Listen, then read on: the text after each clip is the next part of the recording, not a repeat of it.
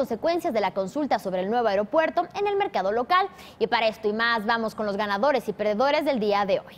Nos acompañan Juan Carlos Minero, director de inversiones de Black Wall Street Capital, y Edgar Douglas, analista financiero y bursátil. ¿Qué tal? Muy buenas tardes a ambos. Elena, Edgar, muy buenas tardes. Buenas tardes. Juan Carlos, iniciamos contigo. Los señalamientos sobre la construcción del nuevo aeropuerto en el lago de Texcoco ocuparon, como sabemos, un lugar privilegiado durante esta semana. Y a un par de días de que se dé a conocer el resultado de la consulta ciudadana, ¿cuál crees tú que sería la reacción de los mercados ante una eventual cancelación? Pues mira, ya iniciada la consulta popular sobre el nuevo aeropuerto, López Obrador ha fracasado en mostrar las debilidades técnicas o los hechos específicos de corrupción que acompañan a la construcción del aeropuerto en Texcoco. Y tampoco ha sabido defender con contundencia el proyecto de Santa Lucía, indistinto de que la consulta que se quiere llevar a cabo porque sí, en condiciones que no garantizan su validez. Pues lo que preocupa a los inversionistas es que está en juego la calificación crediticia de México. Y estos riesgos se han visto descontados en los efectos del tipo de cambio, pues llegó a cotizar por arriba de los 19.50 esta semana y inició en octubre un peso más abajo, en 18.50. El sentimiento de aversión al riesgo para México es particularmente alto en un momento en que los mercados internacionales pasan por una elevada volatilidad, ¿no? Y los inversionistas en lo general de este experimento creen que se podrán sacar conclusiones importantes sobre uno de los instrumentos democráticos para el resto del sexenio, ¿no? Y anticipando un complicado entorno para los activos de México, pese que a pesar de que hoy termina formalmente la temporada de reportes financieros del tercer trimestre para México, en donde vimos crecimientos cercanos al 9.01% en términos de ingresos y de 25.1% en términos de EBITDA, llevando al IPC a cotizar a 8.8 veces FB EBITDA y aproximadamente a 20.9 veces precio-utilidad, el claro abaratamiento de los múltiplos no se va a reflejar en incrementos para las acciones mexicanas, pero al menos de corto plazo, ¿no? Y esto por el difícil entorno de incertidumbre que tienen los mercados. Así es, Juan Carlos. Y por otra parte, Edgar, el día de hoy sabemos que termina para efectos prácticos la temporada de reportes financieros trimestrales en el país. Y desde un punto de vista fundamental, ¿cuál crees que ha sido el balance por parte de las emisoras locales durante este tercer trimestre del año?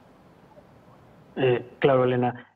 Considero que ha sido un balance no tan bueno, ya que hasta el día de ayer teníamos que el 19% aproximadamente de la muestra del IPC ha reportado mejor a lo esperado. Por el otro lado, casi un 60% ha estado en línea con lo que habían estimado la mayor parte de las corredorías y podríamos decir que un 23% ha estado por debajo. Y como comentaba Juan Carlos, hay que ver rubros muy importantes como las ventas, la utilidad operativa, el EBITDA y la utilidad neta. En este contexto, algunas empresas que sobresalieron, que como decía, ha sido casi el 19% de la muestra del IPC, y estas empresas o emisoras que han sobresalido y que han reportado bien ha sido, por ejemplo, Liverpool, América Móvil, Mexchem. Entonces, en términos generales, yo calificaría esta temporada de reportes como por debajo de lo esperado. Bien, como informábamos hace unos momentos, Juan Carlos, esta semana ha sido sin duda una de las más difíciles para los inversionistas en los últimos años, debido a, por ejemplo, las caídas continuas de los principales índices de Estados Unidos y otros factores. En este difícil escenario que te menciono, ¿cuáles son tus perspectivas de mediano plazo? Pues mira, Elena, para poner en contexto los ajustes vistos a lo largo de octubre, debemos considerar que desde marzo del 2009, cuando el mercado tocó sus mínimos después de la famosa crisis del 2008, ya en más de 25 ocasiones hemos visto ajustes superiores al 5% en bolsa, mismos que promediaban esta regresión en el 9.3% y que la mediana estaba en el 8.4%. O sea, estamos en un ajuste promedio.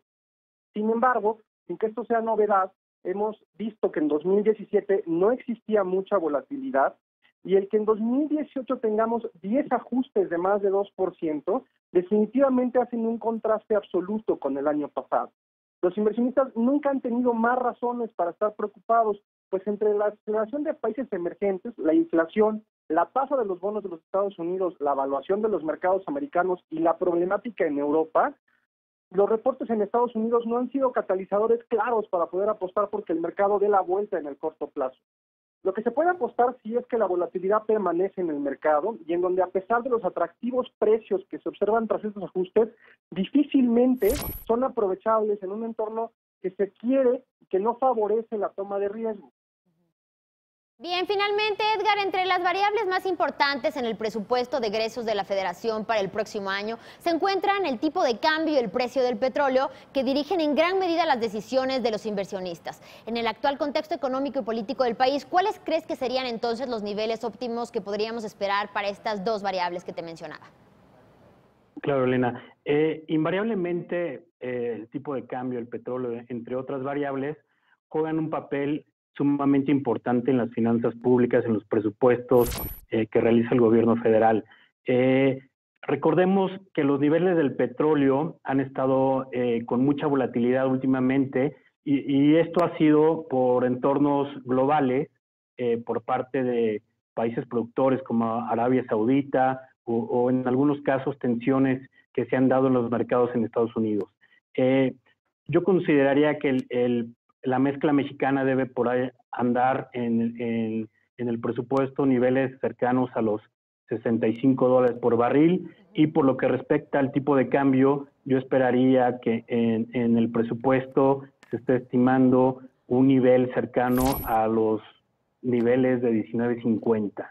Sin embargo, estas son variables no fáciles de estimar para todo lo que vaya a suceder durante 2019. Bien, Juan Carlos y Edgar, sin duda un panorama complejo el que ustedes nos describen el día de hoy, pero veremos qué ocurre más adelante con la economía mexicana, por supuesto, y con los mercados. Muchísimas gracias por el análisis. Muy buena tarde. Muy buena tarde. Gracias, Elena. Juan Carlos.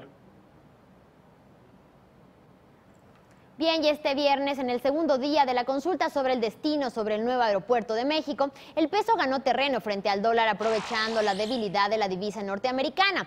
Al inicio de la jornada de hoy, el dólar al mayoreo se cotizaba en 19 pesos con 48 centavos, para después alcanzar un máximo de 19 pesos con 61 centavos y posteriormente un mínimo de 19 pesos con 34 centavos.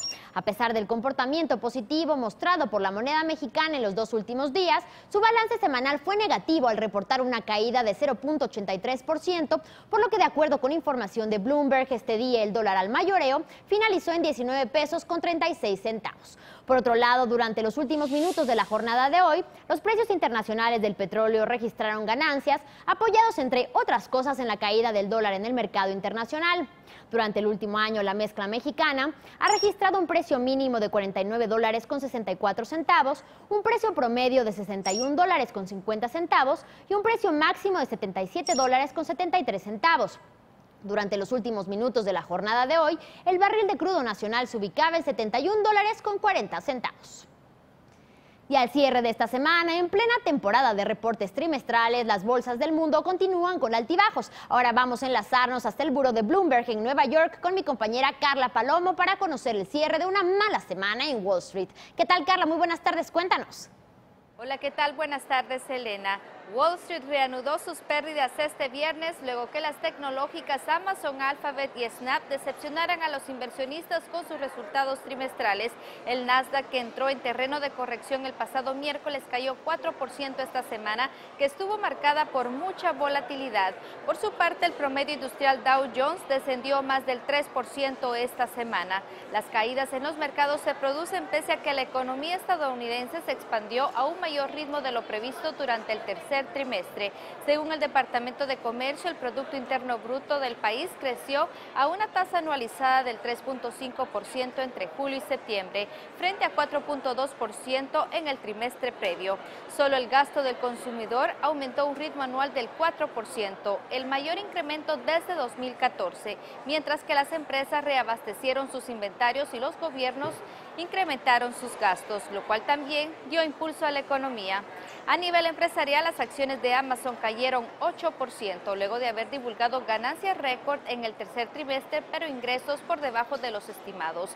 Las ventas trimestrales de Alphabet también incumplieron con los estimados de los analistas, por lo que sus títulos retrocedieron 3%. La firma Stifel redujo el precio objetivo de Alphabet a $1.400, pero mantiene su recomendación de compra.